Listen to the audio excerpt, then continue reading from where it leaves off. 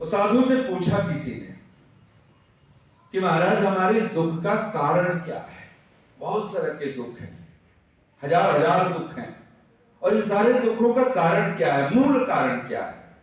तो साधु ने, गुरु ने पूछा कि मैं अपने अनुभव की बात कहूं या शास्त्र की बात कहूं। तो सारे शिष्यों ने हाथ जोड़े बोले महाराज शास्त्र तो हम पढ़ते रहते हैं, मतलब हम लोग भी शास्त्र मतलब वेद ये कहता है, गीता ये कहती है, रामायण ये कहता है, आदि आदि उपनिषद यह कहते हैं।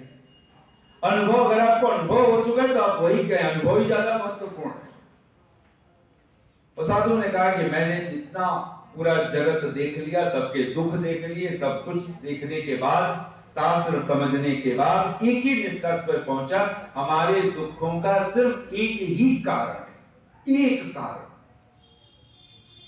आपको क्या लगता है भगवान पतंजलि आदि क्या कह रहे होंगे, कौन सा कारण है? आपने कभी सोचा हमारे दुखों का क्या कारण है? हम सोचते ही नहीं। अरे जब कारण नहीं हटाओगे दुख कैसे हटेंगे? हमने सोचा कि भाई बुखार हो गया तो चल के बुखार की दवा लेंगे। पता चलता है कि जब डॉक्टर के पास कहता है चेकअप कराओ, बुखार थोड़ी बीमारी है, बुखार किसी बीमारी के लक्षण है। कितने भी क्रोसिन खाते रहेंगे, कितने भी पैरासीटामोल लेते जाएं, कुछ और दवाइयां लेते रहें, तो वो बुखार 2-3 घंटे के लिए पेनकिलर की तरह आपका उतर जाएगा। फिर बीमारी बनी हुई है तो फिर वो बुखार फिर होता है, चाहे वो टाइफाइड हो, चाहे कुछ और हो, कोई और बीमारी हो। हम लोग लक्षणों का इलाज करते हैं। आइए तो मत सोचिए कि जब डॉक्टरों के पास जो निदान कर देते हैं कोई कारण का निदान कर रहे हैं, नहीं हो रहा है। आप चाहे हजार हॉस्पिटल में जाकर के सब चेकअप करवा लीजिए, सारे आपके वो ब्लड टेस्ट, ये टेस्ट, वो टेस्ट, सब टेस्ट हो गया, फिर भी कारण का निदान कुछ नहीं हो रहा। वो कारण क्या है वो हमने कभी सोचा ही नहीं। गोस्वामी तुलसीदास जी ने थोड़ा सा संकेत दिया है, कहते हैं काम वात, बोलिए काम वात, कफ लोभ अपारा, क्रोध पित्त नित छाती जारा। काम वात कहते हैं, काम क्रोध लोभ तीन मनोदशा, मनोरोग है, इसका एक कोई इलाज सीधा होता नहीं। तो कहते हैं काम वात, और मैंने हम लोगों ने जितना समझा तो हमें समझ में आता है, अगर आपके जीवन में कामनाएं, वासनाएं, क्षुद्र कामनाएं, अगर ये आप इस पर आपका कंट्रोल नहीं होता, इस पर आपका संयम नहीं बनता, इस पर आपका नियम नहीं बनता है, तो कितना भी हम कुछ कर लें, बाहर इलाज कर लें, वातज रोग यानी वायु प्रधान जितने रोग हैं वो आपके शरीर में, मन में बने ही रहेंगे, वो नहीं खत्म होगा। काम वात कफ लोभ अपार, ठीक ऐसे ही लोभ अगर बढ़ता रहा तो जो कफ प्रधान जितनी भी बीमारियां हैं, चाहे आर्थराइटिस हो, चाहे कुछ और हो, वो सब फिर वही लक्षणों का इलाज। फिर हमने ठीक करवा के आए, इलाज करवा के आए, सब इंजेक्शन ले लिया, लोभ पर हमारे कोई दृष्टि नहीं है। लोभ तो जम करके करने हैं, एक चीज बांटने को राजी नहीं है, भाई को देने को राजी नहीं है, माँ बाप को हम तिल मात्र भी पूछने को राजी नहीं है। तब आप सोचो ना, ये लोग क्या, आज बच्चों को कभी देखा, ये तेरे जैसे टीनेज में आते हैं, 13, 14, 15, मैं ये मेरा, फिर क्या पागलपन होता है। ये मेरा इतना विस्तार होता है जिसके आप कल्पना नहीं कर सकते। लेकिन होना क्या चाहिए, संस्कार हो कि छोटी बहन है, छोटा भाई है, बड़ा भाई है, वो कहे नहीं पहले छोटे को देना है, मेरे पास बहुत अच्छी चीज आई, पहले मुझे नहीं लेना। आज हम लोग कहते नहीं मुझे चाहिए, सामने वाले को बांट दीजिए। हमने बुरे से बुरे लोगों को देखा है, शराब पीते हैं, अकेले नहीं बैठ के पीते हैं, लेकिन कभी शराबियों को फल लेकर के बांटते नहीं देखा, दूध बांटते नहीं देखा शराबियों को भी, दूध लेकर के आए और बैठ करके चीयर्स करके पी रहे हैं। शराब पी सकते हैं, सिगरेट पी सकते हैं और दुनिया भर के पागलपन कर सकते हैं बांट करके, अच्छी चीजों को नहीं बांट सकते। लेकिन साधु तो वो है जो अच्छी चीजों को बांटे, जो बंदा बांट कर खाए उसे इंसान कहते हैं, पथिक जो बांट कर खाए उसे इंसान। केवलाघो भवति केवला, क्रोध पित्त नित छाती जाग। पित्त यानी जो एसिडिटी और सारी बीमारियां, एक आध तो लक्षण, एक आध बीमारियों का तो नाम याद करके तो समझ सकते हो, हजार हजार बीमारियां हैं। और ये कारण सिर्फ 3 है, काम, क्रोध, लोभ। इसको आप कितना भी कर लो, आप कोई अहंकार से कहोगे मैं तो अब काम को मिटा के रखूंगा, कुछ नहीं हो सकता, वो और बढ़ा दोगे। अंधकार से लड़ने चले, कुछ होगा? आपको अंधकार पे नहीं, अंधकार से कोई लठ नहीं चलानी है, कोई भांजना है, आपको तो दिया जलाना पड़ता है। और सचमुच में सारी, इसलिए भगवान का एक नाम है अमी वहा। बोलिए अमी वहा, अमीव हा। जैसे भगवान कृष्ण के शब्द में बोलिए योगो भवति दुःखः। दुख, हा का अर्थ होता है हनन कर देने वाला, नष्ट कर देने वाला, विनाश कर देने वाला। दुःखः कुछ है तो योग है, योगो भवति दुःखः। भगवान का नाम क्या है? अमीव। अमीव, अमीव नाम है रोग का, चाहे तन के रोग हो कि मन के रोग हो कि कैसे भी रोग है, उन सारे रोगों को नष्ट करने वाला। ये भी आप देखेंगे तो आप आर्या विभिन्न कभी पढ़िए तो वहां पर बहुत छोटा सा गैस खाना आदि आदि करके है, बस वही पुष्टिवर्धना अमीव हा करके भगवान का, वो हमारे सब रोगों को नष्ट कर देने वाला। अच्छा, अब तो ये बात सिद्ध हो गई है ना, आप दवाइयां आप ले आइए डॉक्टर से, अगर आपने फीस नहीं चुकाई है, आप बड़े सोर्स से नहीं पहुंचे हो, आपको ऐसे अचानक ही आपको आसानी से बहुत सारी दवाइयां मिल गई और आप आसानी से डॉक्टर के पास भी पहुंच गए, तुरंत ही 2 मिनट में आपने देख करके आ भी गए, आपको पता है फिर क्या होता है? कहते नहीं वो दवाइयां बस दे दिया, वो कुछ काम करी नहीं, क्योंकि भरोसा नहीं, तो फ्री में मिल गया ना, जहां पे कई घंटे लगाओ, कुछ पैसे खूब चुका दो। हमारे शास्त्री जी आज सुबह सुना रहे थे, क्या सुना रहे थे याद है आपको? एक पाताल और एक अस्पताल की तुकबंदी सुनाई थी, अच्छा लगा है। लेकिन ऐसा नहीं है कि आप कहें कि केवल पापी है तो ही अस्पताल में जाए। ऋषि दयानंद कहते हैं 2 तरह के वैद्य होते हैं, वो निदान है, शरीर के रोगों का भी कोई निदान करने वाला चाहिए वैद्य, और एक वैद्य वो है जो उपदेशक है, अध्यापक है। ऋषि दयानंद को जो मनोरोग की चिकित्सा करता है और इसका कहीं कोई उपाय नहीं, जिसने अपने मनोरोग को ठीक कर लिया, कहते हैं उसके शरीर के रोग तो अनायास ठीक होते हैं। हम लोग भी कहा करते हैं, इसी तो बंदियों में याद कर लीजिए, आज तो बच्चे भी अभागे पैदा हो रहे हैं।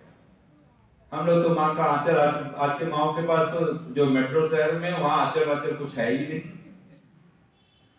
तो साधु क्या कहता है, चलिए वो बातें, तो हम लोग कहते हैं बच्चे अभागे हैं क्योंकि बचपन हॉस्टल में बीत रहा है, क्योंकि गुरुकुल थोड़े नहीं मिल रहा है। या फिर माता पिता हैं, अगर वो खुद दोनों लग गए तो आई माई। कभी बहुत सोचिए विचारिए, बचपन हॉस्टल में, जवानी होटल में, और बुढ़ापा आता नहीं हॉस्पिटल, फिर वहीं से बिना धीरे धीरे एक लगभग अभी लाइफ स्टाइल, और तीनों चीजें सुंदर से सुंदर होती जा रही है।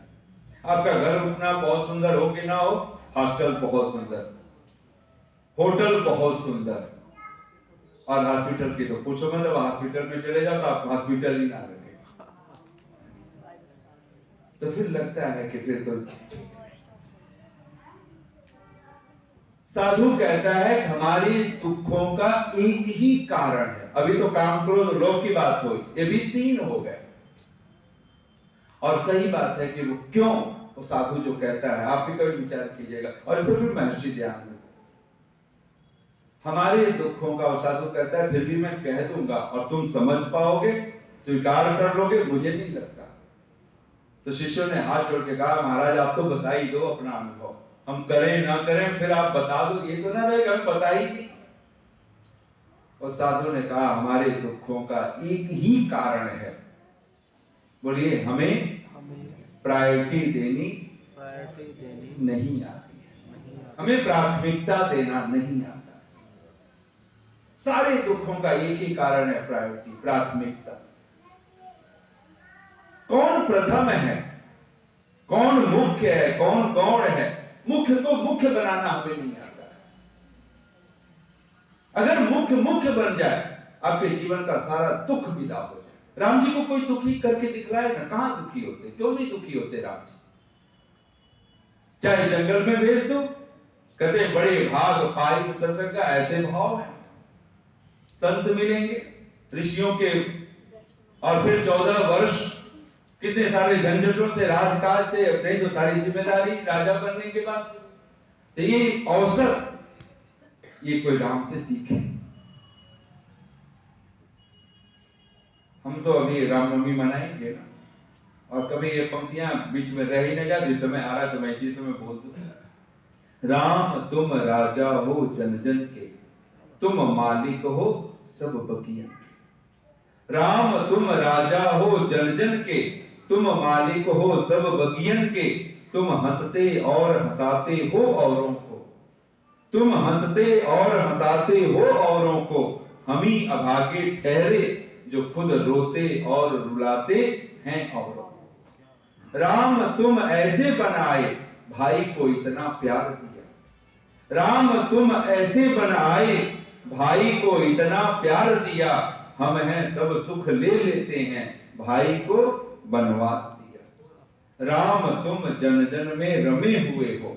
राम तुम जन जन में रमे हुए हो, क्योंकि तुम में काम नहीं, हम जन जन से दूर पड़े हैं, क्योंकि हम में राम नहीं। राम जी की महिमा, राम जी को आप दुखी नहीं कर सकते, राम जी को आप अपमानित नहीं कर सकते, राम जी को कभी हरा नहीं सकते। वो हार करके कृष्ण भगवान रण छोड़ वही मंदिर बन जाता है। भाग गए थे, खड़े हो गए, अब क्या बात हुई, क्या घटना घटी, लेकिन वो भागना भी अपने आप में एक दिव्यता। जहां भागना पड़े वहां भागी। अरे भागना शब्द, भाग शब्द कौन सा एक अर्थ रखता है? कई कई अर्थ है। मेरा भाग, मेरा हिस्सा। भाग, भाग मतलब दौड़ जाना, हट जाना। अब क्या अर्थ रहा होगा वो तो भगवान कृष्ण का, उतना दूर तक कोई जा नहीं रहा। साधु कहता है हमारे दुखों का एक ही कारण है, हमें प्रायोरिटी देनी नहीं है। क्या मुख्य है, क्या गौण है, हमें ये जीवन का कोई सूत्र ही हमारे समझ में। और महर्षि दयानंद पहला सूत्र जब हमारे समक्ष रखते हैं, तो पहला सूत्र अगर छोटे से शब्द में, छोटे से वाक्य में बोले तो क्या बोलेंगे? बोलिए सबका आदि मूल परमेश्वर। और इसको बहुत पुराने कवि चिंतकों ने, हमारे मनीषियों ने, कवियों ने बहुत ठेठ अंदाज में कह दिया था। एक साधे सब सधे, बोल लीजिए, एक साधे सब सधे, सब साधे सब जाय, सब साधे सब जाय। जो तू सींचे मूल को, जो तू सींचे मूल को, फूलई फलई अघाय। एक साधे सब सधे, एक को साध लिया, एक को पकड़ लिया, एक को संभाल लिया, सब संभल जाता है। और हम सब कुछ समेटने में लग जाते हैं, पता चलता है सब समेटा, कुछ नहीं समेटा। महर्षि दयानंद को कौन दुखी कर पाता है? कहीं नहीं दुख होता है। घड़ी पे नजर तो पहुंच गई है, तो और हमें तो लग रहा है मैं अभी शुरू हो रहा हूँ। कोई भूमिका ही तो बंदी थी, तो पौन घंटा तो भूमिका ही बंदी, और पौन घंटे का प्रवचन संपन्न। महर्षि दयानंद पूना में बैठे हैं अपनी कुटिया में। कुछ राजपूत युवक, अरे आप महाराष्ट्र में जाएंगे तो शिवाजी महाराज, छत्रपति शिवाजी, कहीं ना कहीं वो एक जोश, एक वो भाव, उतना यहाँ पर भगवान कृष्ण के नाम पर कोई यूपी में है, हरियाणा में है, वैसा कोई भाव नहीं। हालांकि है, शरीर तो यहीं पे है, लेकिन एक जोश होता है। तो कुछ राजपूत युवक महर्षि दयानंद के पास पहुंचे, बहुत क्रोध में, बिल्कुल परेशान से, और जाकर के महर्षि देव दयानंद को प्रणाम किया है और कहते हैं कि महाराज हमें भी आदेश दीजिए कि हम ईंट का जवाब पत्थर से दें। तो महर्षि दयानंद मुस्कुरा रहे थे, बोले कि किस बात का जवाब दूं? क्या मैं ईंट का पत्थर जवाब तुम्हें देना है पत्थर से? किस चीज का, क्या है? एक ने हाथ जोड़े, बोले आपको पता नहीं, एक आदमी को, पुणे की बात है, महाराष्ट्र की धरती, कहते एक आदमी को गधे पर बिठा रखा है, उल्टा बिठा रखा है, पूरा मुंह काला कर रखा है, और उसके ऊपर दयानंद मुर्दाबाद लिखा हुआ है। फिर आगे पीछे बच्चे, बूढ़े, जवान, स्त्री, पुरुष सब चल रहे हैं और सब दयानंद मुर्दाबाद के नारे लगा रहे हैं। महाराज ये बर्दाश्त नहीं हो रहा। महर्षि दयानंद ये सुनना भर था, वो खिलखिला के हंस पड़े, मुस्कुरा तो नहीं थे पहले। अब ये बात वो राजपूतों को, युवकों को भी नहीं समझ में आई। बोले आपको हंसी क्यों आ रही? हमें गुस्सा आ रहा है, हमें धिक्कार है कि आप जैसे संत को, आप जैसे ऋषि को और कोई ऐसे नासमझ लोग इस तरह से अपमानित करें, इस तरह से मुर्दाबाद के नारे लगाएं। कहते हैं महर्षि दयानंद फिर और खिलखिला के हंसे और बोले थोड़ा ठहरो, थोड़ा सोच तो लो। बोले क्या सोचे इसमें महाराज? महर्षि दयानंद फिर तब एकदम से देखा कि वो कुछ सुनने को तैयार नहीं। तब एक बार तत्क्षण पूछते हैं, एक बार बताओ असली दयानंद कौन है, मैं हूं कि वो है? तो सब हंसी पड़े। बोले ये भी कोई पूछने की बात है महाराज, असली तो आप ही है। वो तो नकली दयानंद है ना, जो गधे पर उल्टा भी बैठा हुआ है। तो महर्षि दयानंद तब और हंस पड़े। अब बोले जब इतना पक्का हो गया कि असली मैं हूं, तो भाई जब नकली दयानंद है तो उसको गधे पर ही बैठना चाहिए। नकली दयानंद है तो मुंह काला हो तो फर्क क्या पड़ता है? नकली दयानंद है तो मुर्दाबाद के नारे लगे तो क्या चिंता? असली तो तुम्हारे सामने है, बिल्कुल ठीक ठाक। असली को कुछ हो नहीं रहा। कि कौन कर सकता है प्रत्युत्पन्नमति? कोई दुखी नहीं कर सकता। साधु कभी दुखी नहीं होता और असाधु कभी सुखी नहीं होता, चाहे वो रावण की तरह से सोने की लंका में क्यों न रहता हो, सोने का मुकुट पहन करके क्यों न बैठा हो, वो दुखी है। ये कब पता चलता है? जब आप शारीरिक दुख चुन रहे हो और मानसिक दुख नहीं चुन रहे। अब यहां पर एक वाक्य बोल करके वाणी को विराम दे रहा हूं। एक साधे सब सधे। ऋषि दयानंद को ये मूल शब्द इतना प्रिय कि जब नियम बनाए तो पहला नियम बनाए, और वो पहला नियम बहुत महत्वपूर्ण, और हमने पहले को पहला नहीं किया। हम पहले से शुरू भी नहीं हो रहे हैं। जिस दिन आपकी प्रायोरिटी बनेगी, प्राथमिकता बनेगी, वो पहला बनना था। सबका आदि मूल परमेश्वर है। तो क्या करना था? इसी का बस उत्तर दे दीजिए और वाणी को विराम दे। हाँ जी, पहला सबका आदि मूल परमेश्वर है। क्या करना है? नहीं, पहला नियम आप इसको दिखाएंगे कैसे? अगर आपको बच्चों को, अपने आप को, हाँ जी, हाँ बोलिए बोलिए, आप लोग कुछ बोलना चाहते हैं क्या? अब पहला नियम पता चल गया और ये नियम करना तो है ना। कैसे करेंगे, क्या करेंगे? चलो विनीता जी, बिना सवाल प्रश्न के, कोई परीक्षा पास फेल कुछ नहीं होना है और ना कोई इसमें हार जीत है। मूल कोई पकड़ेंगे जी? नहीं, मूल को पकड़ेंगे। पहला नियम है, जैसे मान लो नियम बना होता है संस्थाओं में कि भाई यहाँ पे जूते रखने हैं, यहाँ पर हवन करना है, यहाँ पर स्वाध्याय करना है, यहाँ पर सत्संग करना है। नियम बनाए हुए हैं ना, तो आराम से लोग वहां पर बैठ जाते हैं। पहला नियम है सबका आदि मूल परमेश्वर। क्या करना है? पहला नियम है, निभाएंगे कैसे उसको? कैसे याद करेंगे? मतलब वो तो किसी को दिखेगा ही नहीं, तो फिर पहला नियम कैसे निभाएंगे? दिखना है, उसको दिखाना भी है। ये 10 के 10 नियम दिखने हैं। हाँ बिल्कुल ठीक जगह पहुंचे आप लोग, बहुत सही। ये पहला नियम है, पहला यज्ञ। घर में भी हो, परिवार में भी हो, समाज भी हो, सहस्रम साकम अर्चत।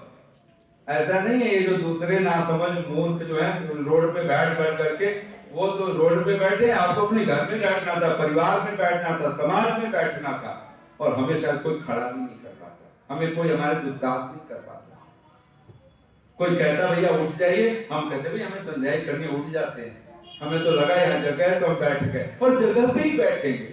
ऋषि ध्यान लिखते हैं हवन हर जगह थोड़े नहीं कर देना। अगर अशुद्ध मिट्टी है तो वहां की अशुद्ध मिट्टी कहते हैं अगर जगह नहीं मिल रही है तो वहां की अशुद्ध मिट्टी खोद करके निकालो, शुद्ध मिट्टी लाओ, फिर वहां यज्ञ करो। ये नहीं कि हवन करना दुर्गंध, जहां पे दुर्गंध तो चलो यही हवन कर लेते, थोड़ी तो शुद्धि होगी, ऐसा भाव नहीं होता। पहला यज्ञ, पहला मूल वो है ब्रह्म यज्ञ, संध्योपासना। और ये कब शुरू होता है? सूर्योदय से पहले। पहली संधि, पहला संध्या सुबह का है और सांझ। आज हमारे कार्यक्रम में पहला यज्ञ नहीं है और उसका परिणाम है हमारे दुख बने हुए लगातार। आइए अंत में दो पंक्तियां कहता हूं, वाणी को विराम। सभी हाथ जोड़ करके बैठे। बच की तूफान से निकल आई किनारे जिंदगी, बच की तूफान से निकल आई किनारे। अब तुझ पर भरोसा हुआ है, तुझे पकड़ा है, तुझे समझा है, तेरा ही दर्द अब दिख गया। अब कोई और दर पे जाके दीनता नीता फैलानी नहीं। बच की तूफान से निकल आई किनारे जिंदगी, चैन से गुजरेगी अब तेरे सहारे जिंदगी। तू जो मिला तो अब कहां तारीकी ये गम की घुटन। तारीकी कहते हैं अंधकार। तू जो मिला तो अब कहां तारीकी ये गम की घुटन, हर तरफ है देखती तेरे नजारे जिंदगी। इससे पहले मैं, यानी जब तुझ पर भरोसा न था, इससे पहले मैं दबा रहता था, मैं दबी रहती थी मैं के बोझ से। एक ही बोझ है, एक ही भार है और वो है अहंकार और कुछ नहीं। इससे पहले मैं दबा रहता था, मैं दबी रहती थी मैं के बोझ से। क्या सुकून है, क्या सुकून है जब से तू ही तू पुकारे जिंदगी। क्या सुकून है जब से तू ही तू पुकारे जिंदगी। इतनी शांति और प्रेम से आप सबने सुना। बहुत बहुत साधुवाद, बहुत बहुत धन्यवाद। ओम शांति। और एक छोटी सी सूचना भी मैं आपको दूं, मेरी पुस्तिका जो साल में एक आध अंक निकालते हैं, एक दो अंक, वो है वेद धाम। और हमारा ये वैदिक संध्या ध्यान पर ही है ये, यानी पूरी जो महर्षि देवदयानंद द्वारा प्रणीत है उसकी एक व्याख्या है। ये मेरी किताब है, तो थोड़े से अंक मैं यहाँ पे ले आ पाया हूँ। और हम लोग इस समय सब परिवार शिफ्ट भी कर गए। ये उषा टॉप मुझे भी नहीं पता था, लगभग 10-12 साल से इसी का पत्रक विज्ञापन में छपता रहा है। यहाँ पर हम लोग जब शिफ्ट हुए तो ये लोग पौराणिक लोग हैं जो बनाने वाले टावर, लगभग 750 फ्लैट्स हैं इसके अंदर सोसाइटी में, जो पीछे दिख रहा हो। तो जब हम शिफ्ट होने लगे तो इन्होंने मंदिर बनाया, माता का मंदिर, जैसे अब नवरात्र तो चल ही आएंगे। तो मैंने कहा भाई मुझे एक यज्ञशाला भी बना के आपको देनी है। तो संयोग से जानते थे तो उन्होंने एक यज्ञशाला भी उसी मंदिर के साथ ही बना दी है। तो मंदिर वालों को वहां तक ले आएंगे, उनको एक दो मूर्ति और बढ़ेगी, एक वेद मिलेगा और एक यज्ञशाला। तो मैं चाहूंगा कि आप लोग, बहुत दूर नहीं है कोई यहाँ से, तो आप जब भी Sonipat Karnal GT road highway पर, ये बिल्कुल हाईवे पर है, आपको पैदल अंदर नहीं जाना है। जब सोनीपत में ही पड़ता है और कुंडली जगह का नाम है। तो अब कुंडली उंडली हम लोग तो नहीं मानते, लेकिन एक है ना कस्तूरी कुंडल बसे मृग ढूंढे, मुझे तो वो अर्थ समझ में आए। तो वो हृदय, तो यहाँ पर आप आए, कम से कम जब भी आप वहाँ जितने चक्कर लगाएं आप वहाँ पर जरूर अवश्य ही आइए। मैं आपको आमंत्रित भी करता हूँ और मेरी ये पुस्तिका भी आप लोग लें, आपके सहयोग से छपती है। बहुत बहुत साधुवाद, बहुत बहुत धन्यवाद। ओम शांति।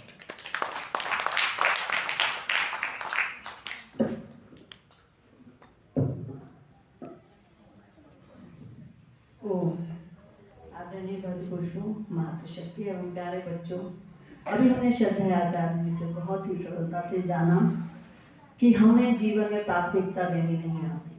तो हम प्राथमिकता दें अपने जीवन में, किसको देनी है? जो कि आदि मूल परमेश्वर है हमारा, उसको सबसे प्रथम रखकर हमें उसको ज्ञापन कैसे करना है कि वह आदि मूल परमेश्वर है। तो उसको कैसे दिखाएं? तो कि संध्या हवन के द्वारा उसको हम परमेश्वर को अपने समक्ष रखेंगे सदैव, तो हम काम क्रोध लोभ आदि से बचेंगे। हमें मानसिक दुखों से बचना है। शारीरिक दुख वर्ण कर लें, लेकिन मानसिक दुखों से बचना है और सदैव उस प्रभु का स्मरण करना है, अच्छे कार्यों को करना है, अपने जीवन को श्रेष्ठ बनाना है। श्रद्धेय आचार्य जी का बहुत बहुत धन्यवाद। बहुत ही सरल मधुर, जैसा कि उनका स्वभाव है वैसा ही उनका प्रवचन है। बहुत सरलतापूर्वक विद्वत्तापूर्वक हमारे मध्य रखते हैं। श्रद्धेय आचार्य जी का बहुत बहुत धन्यवाद। ऐसे ही ये सभा अब समाप्ति की ओर अग्रसर है। रात्रि की सभा ठीक 7:45 बजे प्रारंभ हो जाएगी, जो कि 7:45 से 9:45 बजे तक चलेगी। आप सभी इष्ट मित्रों सहित सब परिवार सादर आमंत्रित हैं, क्योंकि आज आपने वानगी देखी है कैसे हमारे पंडित भानु प्रसाद शास्त्री जी ने भजनों के माध्यम से और हमारे आचार्य जी ने वेद मंत्रों के माध्यम से कैसे हमें जीवन के सुख समझाए हैं। तो हमें लाभान्वित होना है इस जीवन की आपाधापी में जो हम गुम हुए जा रहे हैं, उससे बचना है और विद्वज्जनों के वचनों को श्रवण करना है। अधिक से अधिक संख्या में यहाँ पहुँचना है और अपने जीवन को श्रेष्ठ बनाना है। कल की प्रातः की सभा 3 दिन तक ये कार्यक्रम चलेगा। कल प्रातः 8 बजे से 11 बजे तक इसी प्रकार यज्ञ, भवन, भजन और प्रवचन, और फिर रात्रि की सभा 7:45 से 9:45 बजे तक, और रविवार को विशेष सभा जो 8 बजे से 12 बजे तक चलेगी, जिसमें यज्ञ, भजन, प्रवचन और सम्मान समारोह होगा। तत्पश्चात हम सभी मिलकर प्रीति भोज करेंगे और फिर रविवार रात्रि को 7:45 से 9:45 बजे तक आप सभी अधिक से अधिक संख्या में पहुंचे और लाभान्वित हों। अब शांति का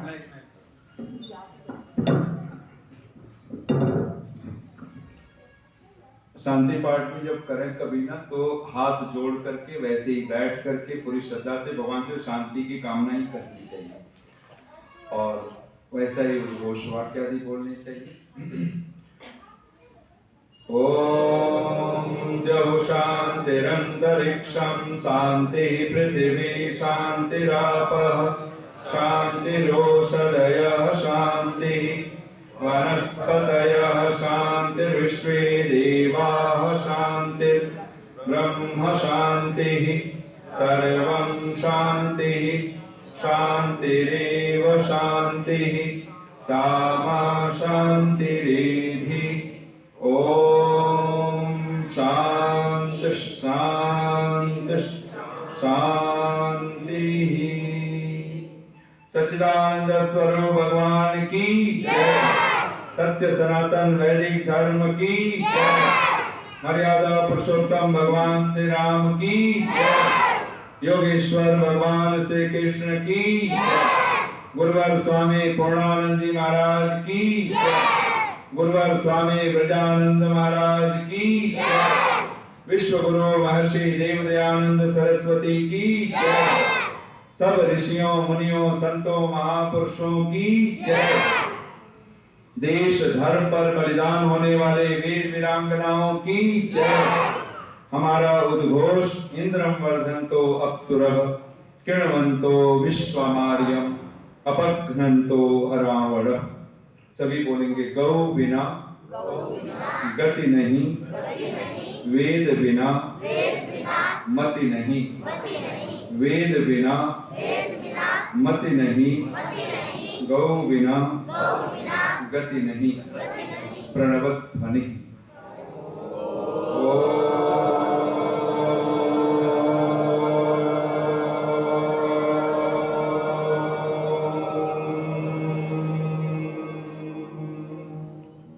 सर्वेभ्यो नमः। सभी को सादर नमन। बहुत बहुत साधुवाद, बहुत बहुत शुभकामनाएं आप सबको। बहुत बहुत धन्यवाद। ओम शांति। सभी का बहुत बहुत धन्यवाद। प्रसाद की व्यवस्था है, कृपया प्रसाद लेकर